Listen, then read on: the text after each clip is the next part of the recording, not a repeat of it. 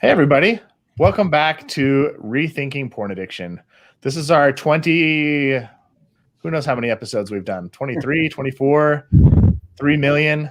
It's been a lot. It's been a lot of episodes. And today is kind of a capstone episode. It feels like we're going to be summarizing a little bit of what we've learned over the last 20 plus weeks of conversations and talk about where the rubber hits the road.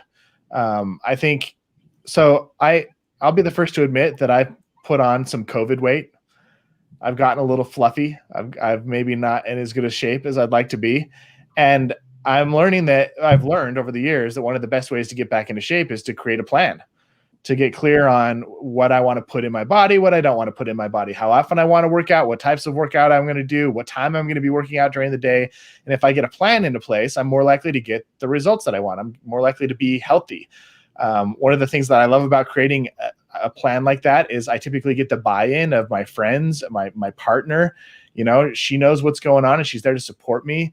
If the plan is a good plan, it aligns with my values. And when I'm met with temptation of a chocolate chip cookie or a bowl of ice cream, I'm more likely to pass it up because I've created a values-based plan.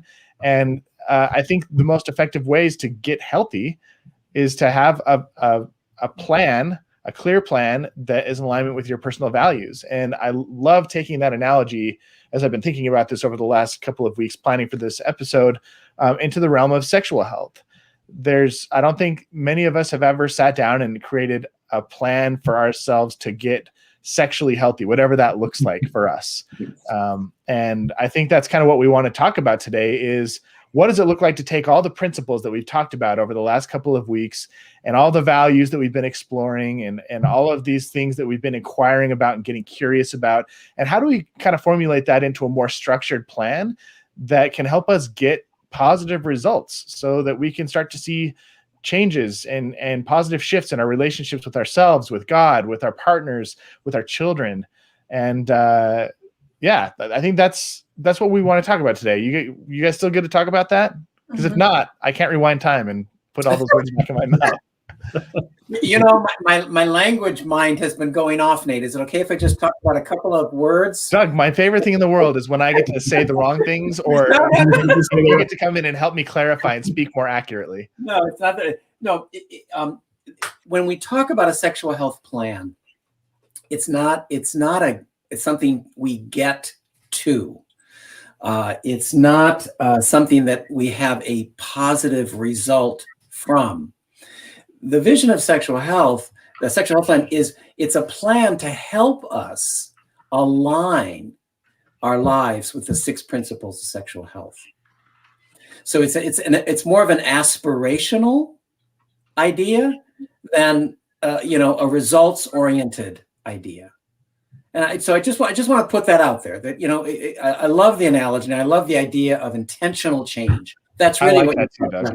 Intentional change. But the intentional change for sexual health is alignment with the principles and your own personal vision of sexual health, not a particular outcome that is a kind of standardized or measured outcome that sort of lots of people are going to have agreement upon. I love that. I love that for 2 reasons. Because the physical health analogy, on the one hand, I think a lot of people go into that and they have a universal idea of what healthy means.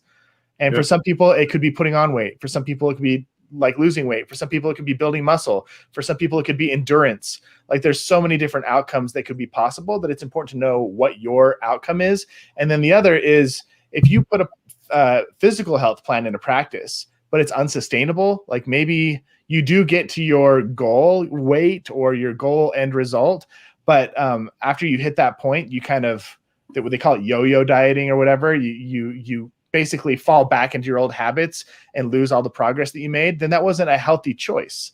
And so I think the key point here is that health, especially in sexual health, it's sustainable. It's a long-term vision. There's not a destination in mind. It's what's going to help kind of sustain us throughout our entire lives. What's the direction that we could be headed in, not necessarily a finish line. Yeah. Thanks. You summarized it beautifully. Thank you. Well, you helped me find minor flaws in the way I presented the analogy, so I appreciate that. So where do we want to start? we kind of have the groundwork here. One other idea in regards to why I like the merging of what you and Doug said is because you can have a plan that you made when you were 20, and then maybe that's when you were unpartnered, and then you get into a partnership or you have children, and there's a continual revisiting, or your desires change, or just these shifts in life make it a bit more of a living document opportunity that can support sexual health conversations and a revisiting. And so I kind of want to tack that on so people don't think you come up with this concrete document that's like a legal document, just to bring as we move into this conversation. I love that it's a living document. So there's 4 areas, I think, that are common, significant life changes for a sexual health plan. So people who are listening might think about where they are in one of these 4. For some people, their sexual life is only having sex with themselves. And so their sexual health plan is about their solo sex life and their sexual activity with their own body and their own selves. Some people have sex with themselves and also with other partners in various circumstances and situations. So when do I have partnered sex? Under what circumstances? How do I want to be in those situations? And some people have sex with themselves and sex with one partner. And so, these are often in the conversations we've had where the issue of solo sex and partnered sex in those kinds of situations often can be areas that the solo sex is not talked about.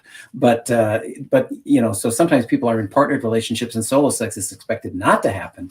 And then sometimes it's part of the relationship. And then I think the one that I really have seen a lot of men struggle with is the adjustment from leaving a partnered relationship. And what's my vision of sexual health now? And who am I now? And how do I want to be now? It's one thing to be you've never had a lifetime partner and sort of figuring out that adjustment, but it's another adjustment when losing a lifetime partner for whatever reason. And then what's my vision of sexual health? So those are kind of 4 kind of ideas to think about a sexual health plan. Where are you in the life? Where do those 4 things fit for you? Because that's going to be a fundamental, I think, kind of life circumstance that will inform your sexual health plan. Doug, I like how you said that, and it ties back to a thought I had a little while ago about viewing things through the lens of the 6 principles of sexual health. And we've had conversations about how to reconcile sexual health with some of the morality questions that exist with conservative belief systems. And I had a shift a little while ago, specific to the topic of masturbation and sexual imagery, thinking about how my own personal belief system aligns or views those 2 topics, and how maybe I would have a more full picture of sexual imagery and masturbation in my own life if I viewed them through the lens of sexual health, as opposed to solely through the lens of the moral framework that I grew up in and have been given and believe in. I think that's an important thing to add. Mm-hmm. And it felt really good to me to be able to say, I now have a much deeper context with the 6 principles of sexual health through which to view this very sacred and important topic, as opposed to just kind of a black and white vision or viewpoint that I used to have. And I like how you just illustrated that shifted perspective of viewing it through the lens of sexual health can apply through your entire existence on this world, from when you're young all the way through when you're old, and all those phases that you go through in between. Anyway, for me, it felt significant to start thinking about things through the view of the 6 principles of sexual health, as opposed to just, well, is this morally right or morally wrong? Mm-hmm. Or, well, what does society say about this? Does society say this is right or this is wrong? But to have that full lens of the 6 principles and a basis through which to view things it was cool when I kind of felt that internal shift about how to think about all things related to sexual health. So Hans, let me just see if you can, just make something a little more, concrete for our listeners. You certainly know what the 6 principles of sexual health are, but there's 3 components to a sexual health plan. There's your boundaries. There's just boundaries of things that, are just my boundaries around my sexual life. And then there's sort of middle column in a sexual health plan of things I feel a bit ambivalent about. I'm uncertain where those boundaries are, but it's not a boundary. It's something I'm contemplating, thinking about. Or maybe it's something that might be a behavior that if you engage in it might make it more likely to not keep a boundary around what's important for you in sexual health. And then the third column, the sexual health column, is really about these are all the things I'm going to do to aspire and align my life with the 6 principles. They're actual positive actions. These are things I do so that my life is more aligned with the 6 principles. So if just thinking about that, what's something that comes to mind that was so important to you about aligning the principles with your religious, values in a non-conflict way, that they both can coexist? Yeah. A concrete example of one specific thing isn't coming to mind. I'll keep reflecting on that. Okay, yeah. But it sounds like the idea was liberating. I don't know if there's a specific way in which you run your sexual life that sort of is an example of that, and it may be too personal, and I'm not asking you to say that, but sometimes people want to hear like, sure. Okay, how would that work? So I could give you an example of men I've talked to, particularly around masturbation, solo sex, when it conflicts with their religious system, is that sometimes they've had to look at the absolutism that they think they live with their religion, and it helps them to find the other things that are not absolute for them about their religion. And so when they can find the exceptions in non-sexual areas around absolutism, it makes them have to think, well, why is this sexual issue so absolute when other things aren't as absolute? I mean, it's not, everything's not so clear cut. And so then they get to do more critical thinking. They get to really think about, why is this boundary so important to me? Under what circumstances is this boundary important to me? And perhaps more importantly than anything else, the boundary I set, I'm going to be honest with a partner when I don't keep it. Yeah. That to me is a far more essential boundary in a sexual health plan than perfection in keeping boundaries. I like that a lot about the absolutism, Doug, and have thought about that also with regard to other non-sexual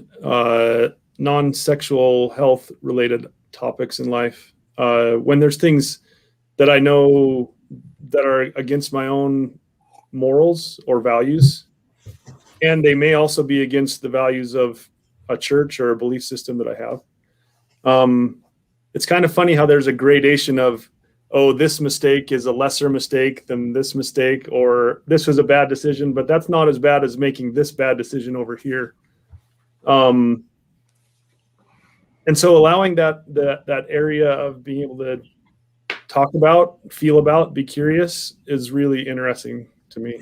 So what a sexual health plan might do, Hans, is you're not having to go through all the thinking in 2 minutes in the middle of a sexual situation, right? I mean, a sexual health plan is you do the thinking before and then it's like, okay, what does my sexual health plan say about this situation?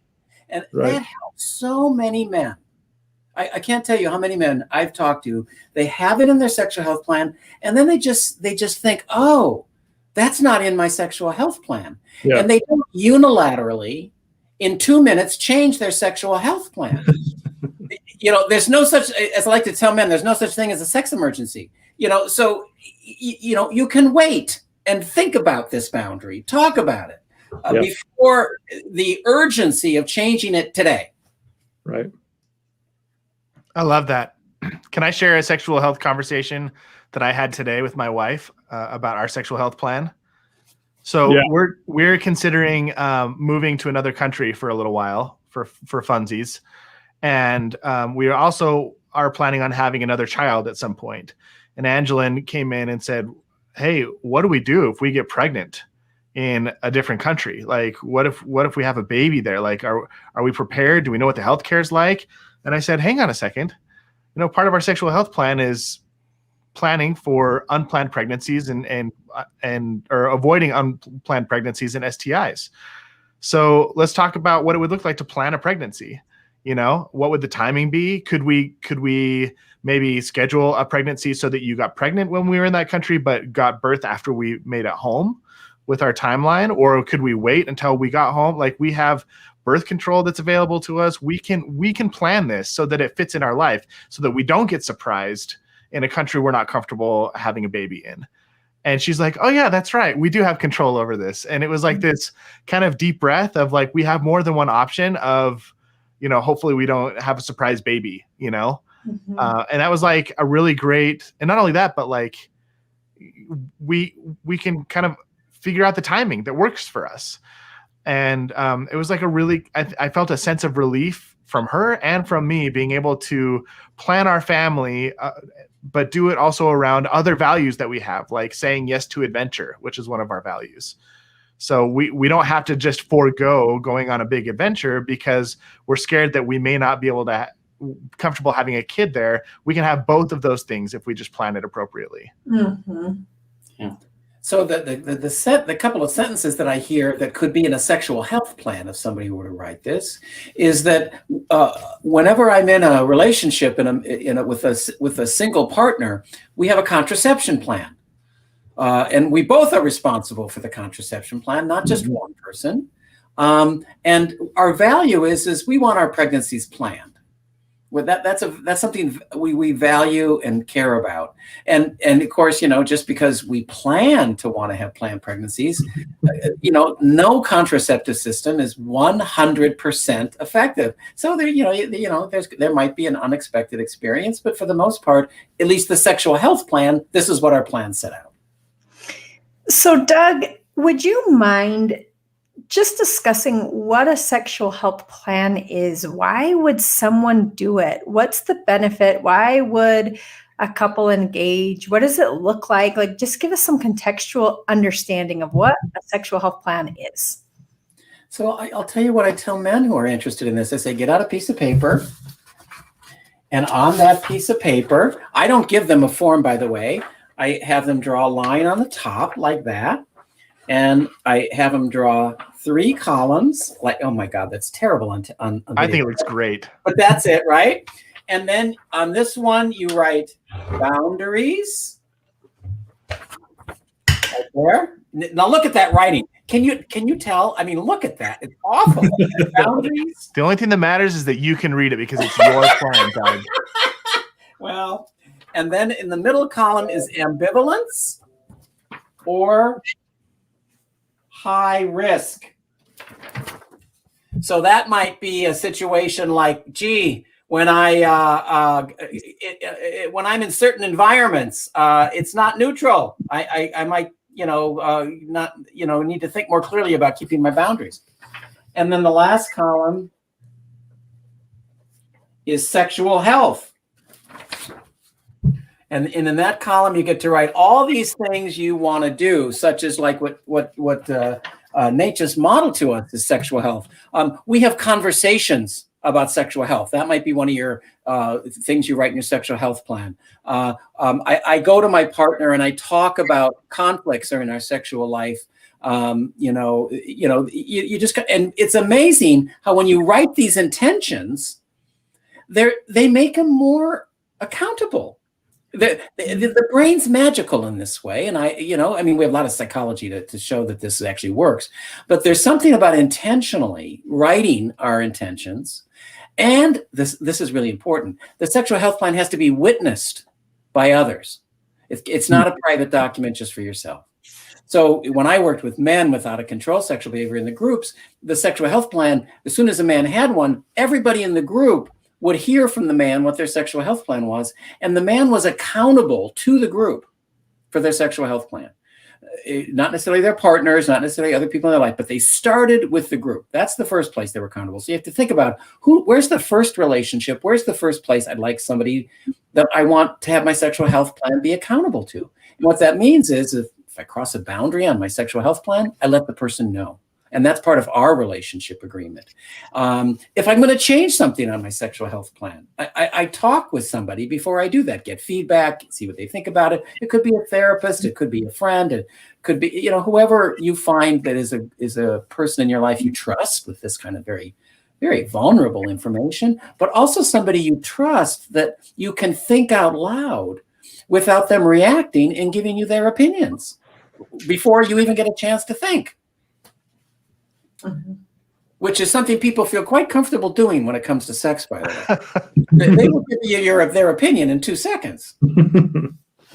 I was actually thinking about that earlier, how we have family planning, which is you can go online and Google family planning and you're going to get all of these results, right?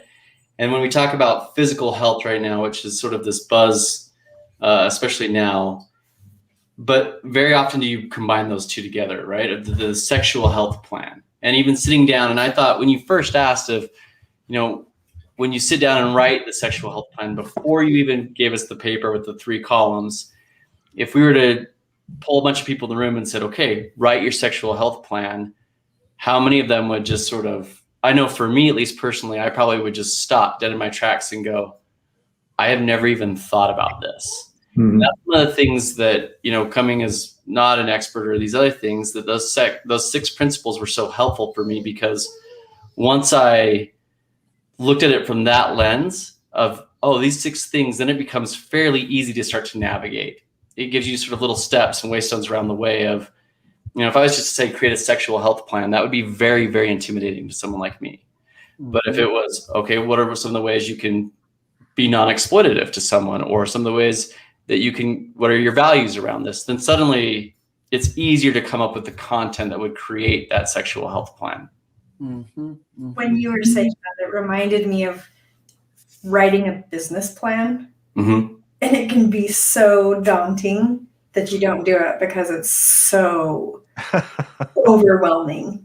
Yeah. Instead of just, I mean, Doug was able to start it with a piece of paper, and starting even with your boundaries, which for me as a clinician with the clients that I work with, sometimes they don't know what they want to work toward yet, but they can start to establish their boundaries. And through the boundaries, they can start to get ideas then of what they do want. Like if I don't want to be touched when I'm doing the dishes at the kitchen without being like given a hug or a kiss on the cheek first, then what do I want? Do you see how that can, what you don't want and your boundaries could inform what you do want to work towards, so that you can start focusing on that part of. Kristen, I really love what you're saying. The one thing I might add to that is when people have boundaries, one of the things I like that helps people think more about their sexual health vision is, here's your boundaries. What's pleasurable? Yeah. Yep. What? Yes. There's something lubricating about asking somebody what's pleasurable rather than what you want. Well, see, and for me, I interestingly enough, I think there can be such conflicted relationships with pleasure initially, that maybe having to start with, if I don't want this, what do I want? And then what do I want could lead to pleasure. I guess these gradations to get you there, wherever your hiccups might be, so that you realize you can start thinking of your sexual health plan in many ways. So you seem to be saying, Kristen, we have to be careful. Some people, the word pleasure might be so emotionally activating for them, it's going to get in the way of them writing a sexual health plan. It could, yeah. Or maybe it's not even emotionally activating. It could be, or it ends the conversation because they're like, I literally don't know. I have never connected pleasure to my life or the way I move through the world. I've never thought about when I eat this strawberry that it actually is pleasurable. It's just, it tastes good, but they've not linked up pleasure yet in their life. Mm-hmm, mm-hmm.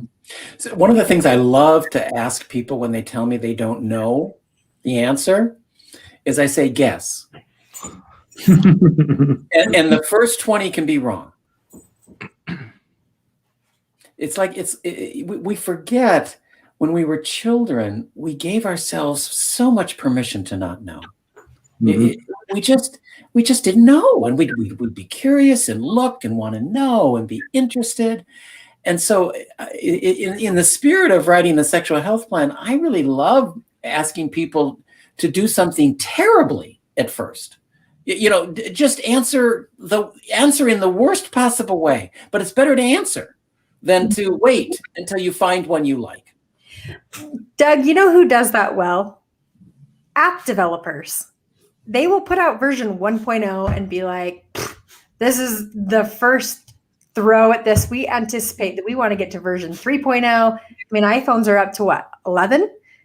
I love giving ourselves permission to have a 1.0. Yeah. So that's a great metaphor then, Kristen, right? If you're thinking about your sexual health plan, well, this is my 1.0 sexual health plan. It's not the sexual health plan. Yeah.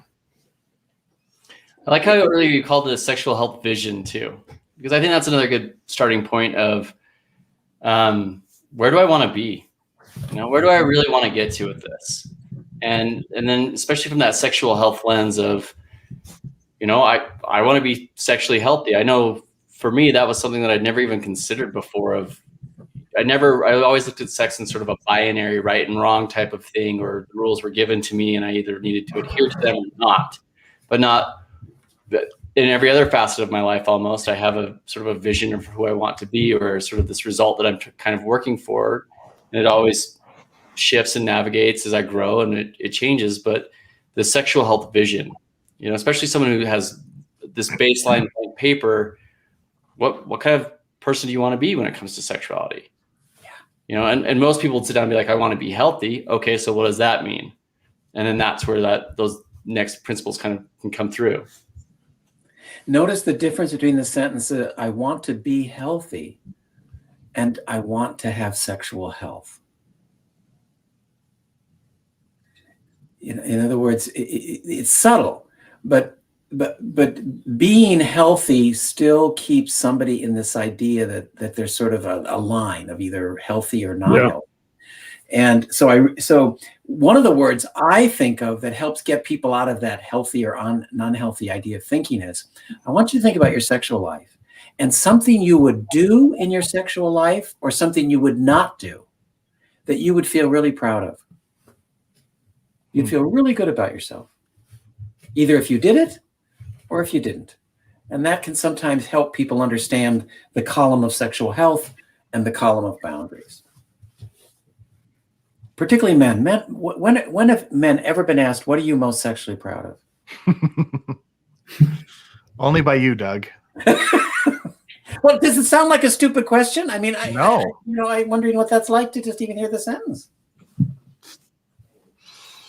It's weird to even contemplate the idea of being proud of something sexually or speaking it out loud. Yeah. What comes to my mind though is this like braggadocious, bragging about like your sexual exploits, not about staying within a boundary that you had previously set, which I think is more powerful. But when I hear of like, what would men brag about sexually, it would be about that's typically what's modeled on TV or through shows or books is their sexual exploits, and that's what they're proud of. And Jake, I love how you help the listeners understand having a boundary in your sexual health plan and being in a situation where you actually keep the boundary can be something men can feel proud of.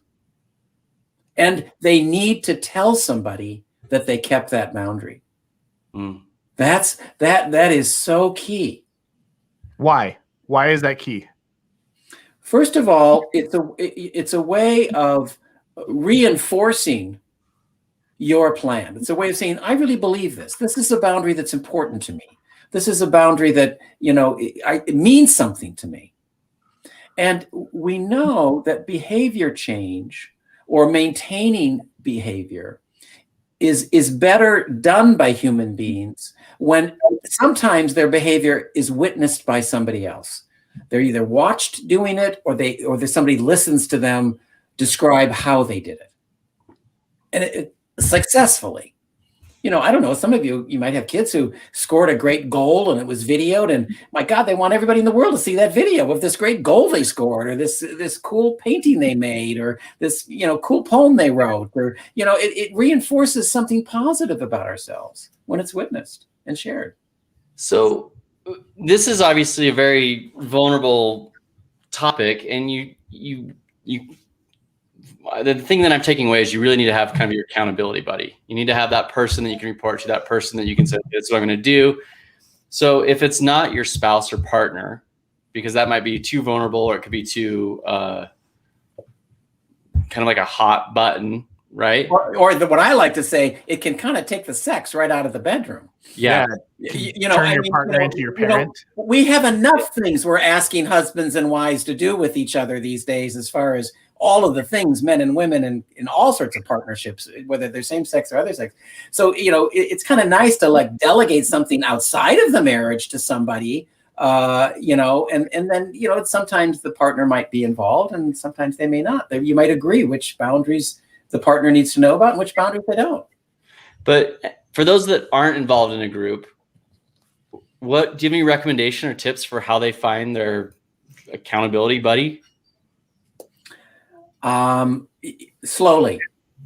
What do you mean by that? You have to kind of interview guys. I think it really helps if it's a guy, for one thing. Buy him flowers, take him on a date. Well, I don't know. But I've had men who might go out with somebody that's a really good friend. They got to lunch or they're just sitting around, whatever, and they say, I got this thing I'm doing. I just want to tell you about it. I'm trying to get a better handle on who I am sexually, and so I'm writing this thing called a sexual health plan. I listened to this stupid podcast, and they actually convinced me to do it. Believe it or not. So I actually wrote this thing down, and for some reason, this person said somebody should know about this other than me. And then you don't tell them the sexual health plan. You see how they react to that. And if you like how they reacted to that's a good invitation to start going into a little further. But the dilemma is men go too far. They'll tell the whole plan, everything. And then the guy the friend looks at them and it's like, oh, I made a bad choice. Right? So assess whether this is a good candidate before you go into the details of your sexual health plan. So Doug, that you just modeled a healthy boundary.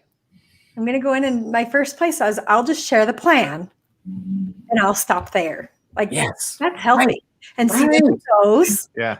And this is subtle, but I think it's really important, especially those that come from religious backgrounds, or maybe confession is a part of their overall approach.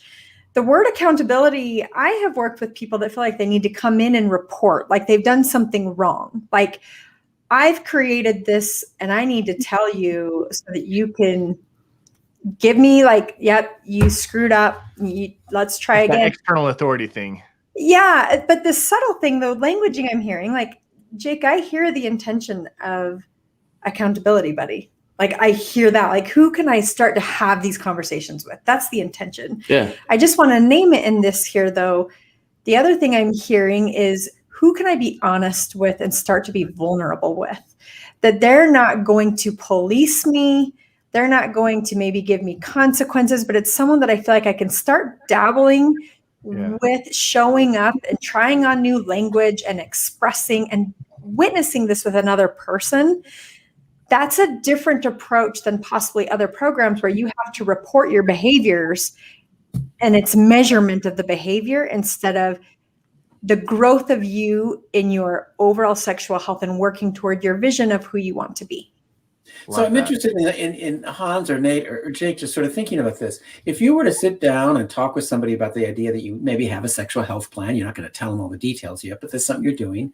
Lean into your mic, Doug. Oh, if you were going to go talk to somebody about the possibility of, seeing if they might be somebody you want to talk to about your sexual health plan, what behaviors, what facial expressions, what would that man be doing or saying that would indicate to you this is maybe a good candidate for somebody to know about my sexual health plan? What would a man do? We're so good at telling how men do this terribly. I'm not interested in how men do it terribly. I'm interested in how does a man do this well, that you'd kind of go, that might be somebody I want to talk to about this. What would they do?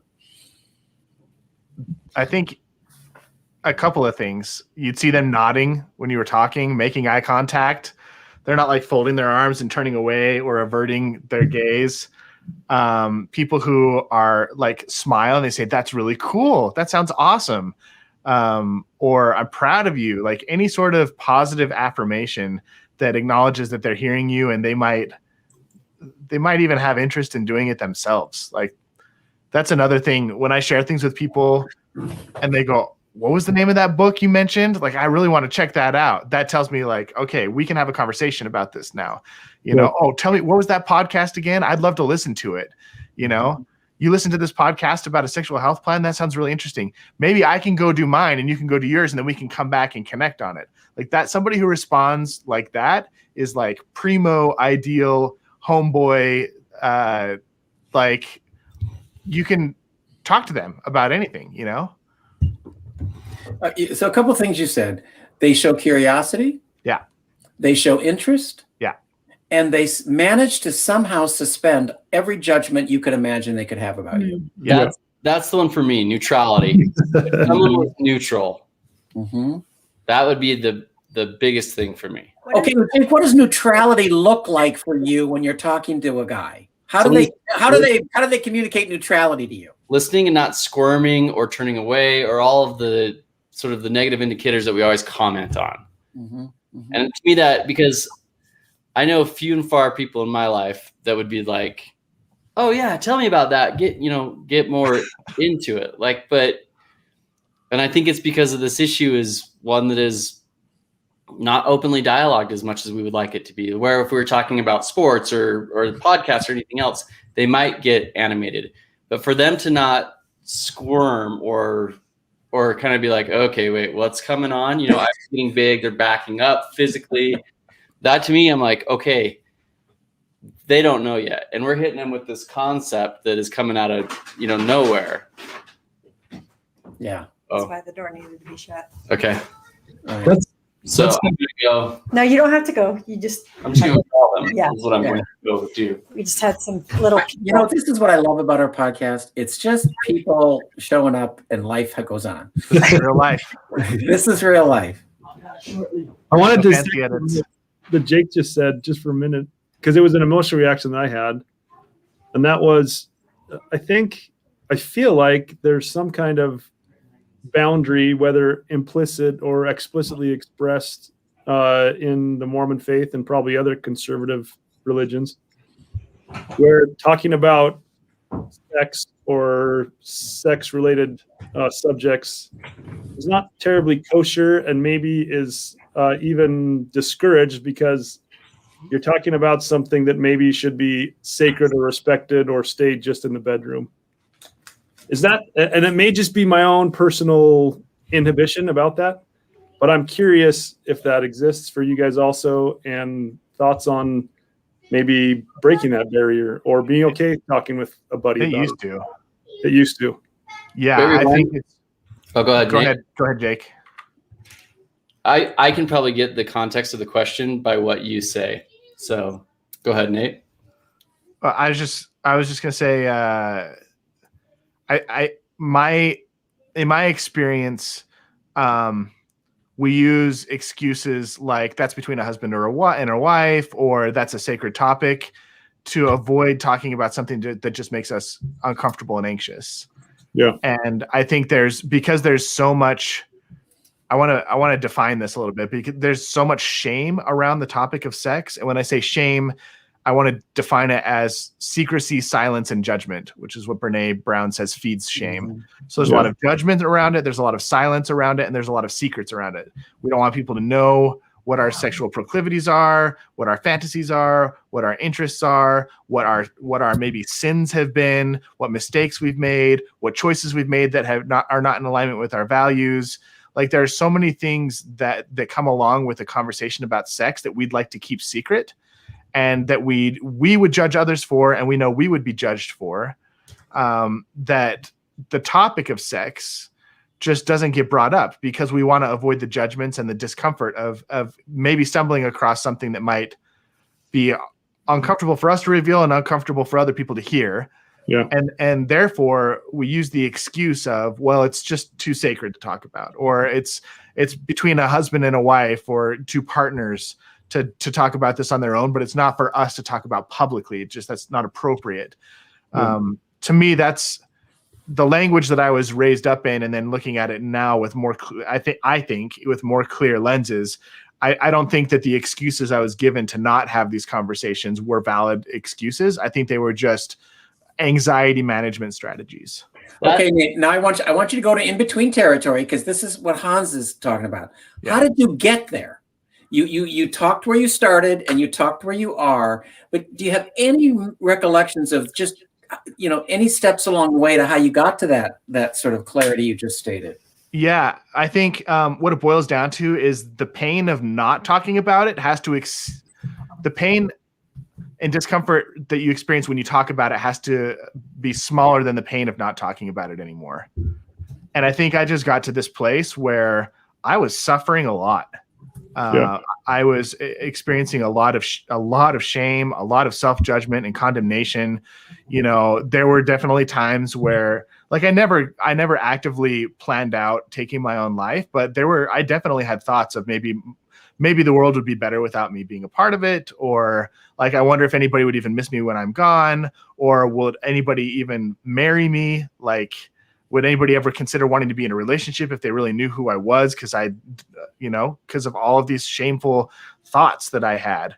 And it got to the point where I just realized, like, I had a choice. I could either continue to live this way, or I could figure out something different. And honestly, the breakthrough came through for me, and it wasn't all at once, but when I started to consider that maybe the narrative that I was living that was making me so absolutely miserable and sad and angry and lonely, maybe that narrative wasn't the best narrative.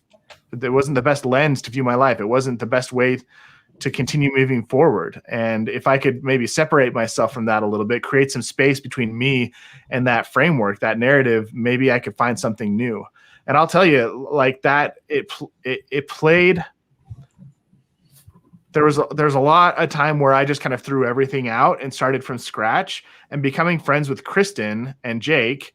But I was friends with Kristen first, and her being a sex therapist, like having conversations with her and starting to read books about this stuff and listen to podcasts and educate myself was really the breakthrough moment, because it's at that point that I realized that there was other language out there, that there were other frameworks, that there was another way to live my life that would allow me to live more in alignment with my values and experience like real joy and connection with people, and without having to castigate myself and feel like I had to kind of be a victim or a martyr for my misdeeds of the past. So, Nate, what you said at the end there for me was really moving, and that was experiencing joy and connection out of those conversations, those new connections. And I think how cool it is. Thanks, by the way, for both you and Doug for addressing that question with me. But I think how cool it is that maybe I feel a little bit uneasy about that and uncomfortable and some hesitancy. And maybe the dude, my good friend right next to me, feels that same inhibition and uncomfortableness and hesitancy. And what a relief it would be if we both could overcome that for each other. The idea of having those conversations and it being beneficial to both parties is really beneficial and rewarding. That's really cool to think about. Mm-hmm. So it seems like there needs to be opportunity first and foremost. Yeah. Right? So for me, I didn't necessarily feel the shame around it as much as like Nate was saying. There was just no opportunity. Yeah. The only time sex was discussed at all, or any of the things that we're talking about, was under very controlled circumstances by an external authoritative source. Mm-hmm. Where it'd be really interesting to kind of, as you're doing your sexual health planning, you're testing your waters with your buddies. There might be buddies that you might have like, oh, there's no way they'd be into this. But then once that opportunity presents, you have no idea how they're going to react. Mm-hmm. And it does take a little bit of vulnerability to sort of, start bringing up some of these things. Yeah. But you never know who's going to be like, oh yeah, boom. And who might shy away from it or whatever. But the more opportunity there is to discuss about these things. It seems like, especially with where we're all at now, we're all a little bit older, a little bit more comfortable with who we are. Once those opportunities present, people tend to jump on them. I'm going to translate jump on them. I think people underestimate how much men are honored when another man is willing to be this vulnerable and open with them. I think some men find that very meaningful, and they find it quite unexpectedly meaningful to them that some man is stepping forward in a very honest way with them. It's like, wow, what does that say about me? This guy's willing to talk to me about this? Maybe they see themselves in a way that they'd never seen themselves before. If Jake wants to talk to me about this, I really think Jake's a wonderful human being. What does that say about me that Jake wanted to talk to me? You know, I think this means something to some men. Doug, and I think you hit you hit the nail on the head as to why we and all of our audience love you so much. Because you make us feel that way. Agreed. Even people who have never met you, people who have never like read your book, they tune into one episode and they hear the way that you validate and that you listen and that you see people and hear people. And I think that you've given countless people that incredibly special experience. And I want to thank you for that, because this show wouldn't have had the impact that it's had on countless people and on us as individuals if it wasn't for your decades of work developing the skill set and the ability and the empathy to be that for so many of us. So thank you. You know what I saw, and I really appreciate you saying that, but what comes to mind when I hear you acknowledge, you know, those experiences of me is the thousands of men I sat in conversation with. You know, so I think of, like, you know, that has changed my life. And so I feel like I get to harvest something quite meaningful by sitting with all these men and having men learn things about themselves by sitting with other men. And so I really like to challenge people who kind of give men short shrift or underestimate men's interest in having meaningful lives. Whenever I hear that story, I just have all these men I've talked to that completely counteract that story. And that's what allows me to say things like that. So I really appreciate you saying that that's meaningful, even in this forum, for me to be saying it. Well, and I think it's a great example also of one of those things that helps people shift their dialogue. You know, you asked what created that change in me, and I gave you a too long answer. But one of the things that I didn't talk about is there have been a handful of people in my life, like you, like Kristen, you know, like even Jake and Hans on these calls, but people in my life who have spoken about sex in a different way. And they've been excited about it, and they've like laughed about it, and there was joy in their voice and in their countenance and disposition when they talk about it. And it gave me this idea that when we talk about these things, one, we can do them openly. Two, we can have joy and pleasure and happiness when we talk about it, and it doesn't have to be on one extreme, complete abstinence and shame and quiet and don't talk about it, or on the other side, like it's only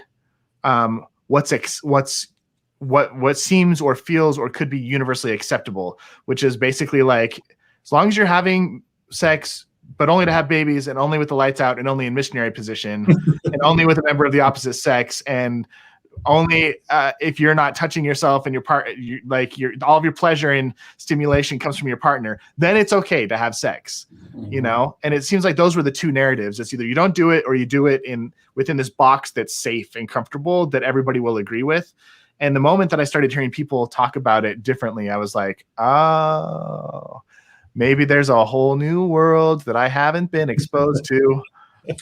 And I want to add, Nate, it also says something about you, that when you heard about those whole new worlds, you were drawn to them rather than repelled from them.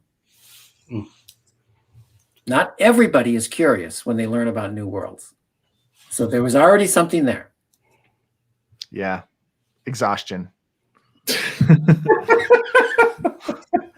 Hey, and we're getting short on time, but let me introduce another thought I had about the idea of shifting narratives and conversations that was important to me, and also is along that same vein, Nate, of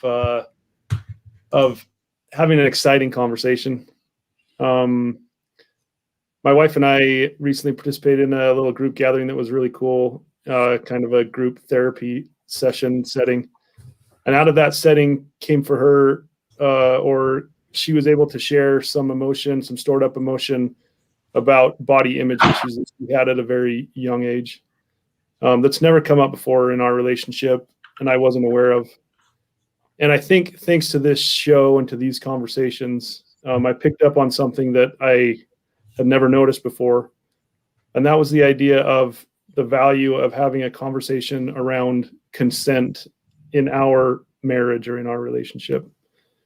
I recognized in myself at that point that I had made assumptions about touch specifically that went along with being married. Like, oh, we're married now. I can come up and give you a bear hug from behind whenever I want, or I can move my body suggestively against yours when I want to, because of the fact that we're in a relationship or we're married. And I had this really clear and distinct impression that it would be really neat to actually go to Cami and have a conversation with her and say, hey, babe, what do you think about that when I do that? Or what do you think when I want to touch you? Is that okay? Should I ask you? What's your preference? How do you like it? How do you not like it? And the idea of having a conversation, and that was just one of the principles of sexual health, but actually exploring that with my partner was really exciting. We haven't had that conversation yet, but I'm really looking forward to taking another step in having an active conversation about what Cami wants and doesn't want, and me understanding that, and then me being able to give that to her or share that space with her or honor her where she's at, instead of just me operating on my own assumptions or my own preconceived notions about what it means to be married or in a relationship. That would be a fascinating part of developing your sexual health plan, is writing out your assumptions. That would be, Jake. That's really true. Sexual health or sexual intimacy or X, Y, and Z, and listing them out. Yeah. The one thing I'd invite you to think about, Hans, if you're going to have this conversation, is to also think about, what is it I'm wanting in those moments? Yeah. Am I sort of, seeking what I'm wanting in an effective way? That may be that way you do it now, but once you hear how your partner feels about it, and if you also think about, well, what am I wanting to communicate? What's that moment about? Yeah. You may find alternative ways that are pleasurable for both of you, and the message gets sent, and you get to feel what you want. Because sometimes we come up with these gestures with our partners without really thinking about what is it we want. Right. It's like opening the refrigerator, right? You just grab something rather than like, what am I hungry for? What am I, so you just have to kind of think about it. I like that a lot, Doug. I see, in thinking about this conversation about consent, it would very easily blend or move into a conversation or include conversations about pleasure and about shared values. To understand, what does Cami want? What do I want? What would she prefer? How do I operate in that way? What would I like? And can I express what I would like from her? Or I'm really excited about it. And this conversation today and the idea of developing a sexual health plan for me kind of started with that idea of, I want to have more conversation with my wife. I love that it came back to that same, hey, maybe you're not married, maybe you're not coupled, maybe you're flying solo for now. Maybe find a great friend who you can have those conversations with, or both. I love the idea of having both. I mean, this conversation. Hans, yeah. After you have that conversation with your wife, if you want to call me and celebrate, I'd love to hear about it. Thanks, Nate. I appreciate that. I love that. Yes, I honor and I'm grateful that I've developed that relationship with you and Jake, and can share those kind of things with anybody. With sharing it with anybody, having that space really is an amazing thing to have. So Nate, what you just showed our listeners is how important it is to have somebody be interested in the positive actions of another man, rather than waiting for the man to do something that hurts people. I right now am sexually proud of Hans. Thanks, Nate. And that's cool, because I'm thinking to myself, Doug asked earlier, what are you sexually proud about? I think I'll be proud when I go have this conversation with Cami or conversations, and we actually move towards, hey, I know what Cammie likes and what she doesn't like, or I know what I do that I wasn't aware of before that makes her feel uncomfortable or makes her feel negative. And if I can move that much more towards sexual health and thriving in that arena, that I'm happy to be proud about that. I'm excited to take that step. I love you guys. This has been a fantastic podcast episode. Can I just say it's been a delight. I think it's the first time on the show, if I'm correct, that Kristen and Jake have been in the same video screen. Yeah, I like that. A couple. So I found myself enjoying that today, and I just wanted to say thank you for giving us that experience. So for the next episode, Hans, let's you and I head over to the Hodson's house, and I'll just bring my wide angle lens, and the four of us can sit at the table together. Really cool. I'm totally down with that. From the insider view, that it was really hard to not want to talk to Jake, and just it was really hard to be like. Kristen, those are boundaries, right? You had to really think about your boundaries today, didn't you? I did, and I did ask him if Nate were able to pick up on the audio. At one point, we were sitting like this, and I whispered, "Is it okay if I put my hand on your leg?" Because we hadn't shared this space, and does he want me touching his leg like this? And he did. Only if it's my upper inner thigh. Wanted to touch his leg. I did.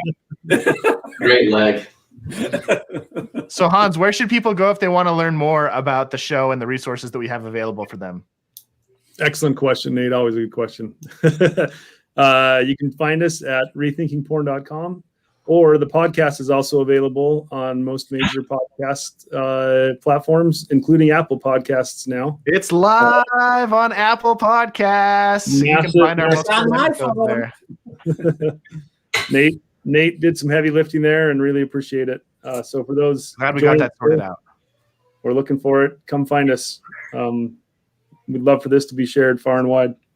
Sorry to everybody that took so long. There was just, not that you care, but Apple wanted us to mark the podcast as explicit because we talk about pornography. And so they kept not approving our submission until we got that sorted out. So anyway, but they didn't tell us. That's what it was.